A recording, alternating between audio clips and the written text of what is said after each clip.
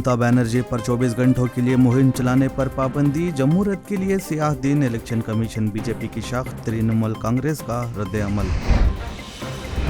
कुरान मजीद सुबह क़यामत तक तब्दील नहीं हो सकती। बाज़ आयत को खारिज करने की अर्जी पर गुस्ताख मलून वसीम रजवी को जस्टिस नरीमन का 50,000 रुपये का जुर्माना। सुप्रीम कोर्ट फिर पहुंचा राफेल डील मामला। समाअत 2 हफ्ते बाद। फ्रेंच वेबसाइट रिपोर्ट का दावा, राफेल डील में डसॉल्ट एविएशन ने कुछ फर्जी नजर आने वाली अदायगी की है। जब दूसरे मजहबी मुकामात पर तदाद पर कोई पाबंदी नहीं है तो आप निजामुद्दीन मरकज पर फैसला नहीं कर सकते। मरकजी हुकूमत और पुलिस की दरख्वास्त को दिल्ली हाईकोर्ट ने किया रद्द।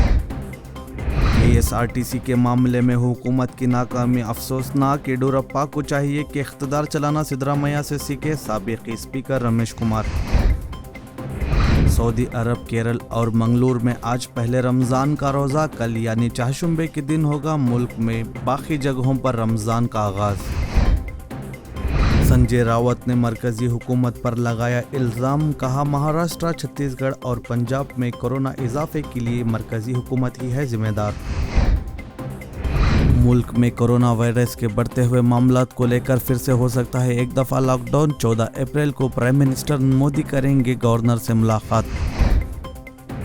कोरोना वबा की तेज़ी से फैलते इन्फेक्शन के मद्देनज़र 2 घंटे से कम परवाज़ में हुकूमत की तरफ से खाने पीने पर रोक।